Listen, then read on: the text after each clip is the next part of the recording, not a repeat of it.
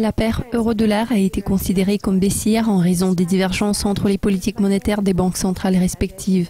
Maintenant, cette paire se situe à 1,08 et Tony Human d'Informa Global Markets me rejoint en ligne pour discuter. Tony, vos prévisions à court terme qui se situent à 1,08 suggèrent la poursuite de la tendance baissière. Pourriez-vous nous dire plus à ce sujet ?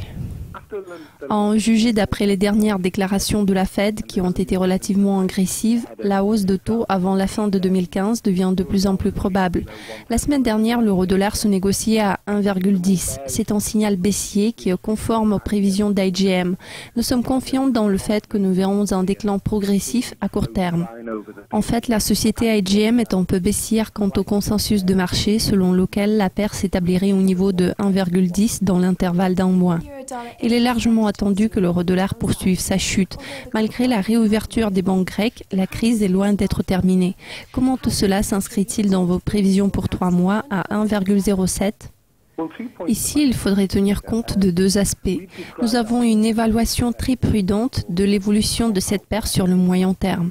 La période entre mars et mai s'est révélée tellement volatile que nous avons décidé de rendre nos prévisions financières un peu plus extrêmes en juin. Nos projections pour 3 mois faites en juin se situaient à 1,05, ce qui est assez proche du cours spot actuel. Beaucoup d'autres sociétés ont adopté la même approche dans leurs prévisions au début de juillet et tablent actuellement sur la poursuite de la tendance baissière. Le deuxième argument est que nous ne croyons pas qu'un vrai accord avec les créanciers de la Grèce soit possible.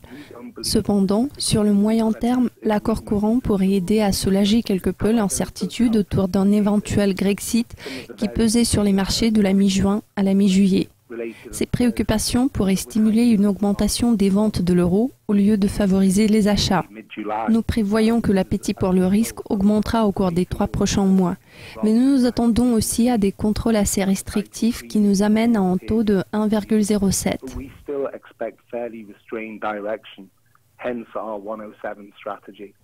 Enfin, vous attendez-vous à la baisse continue de cette paire sur le long terme?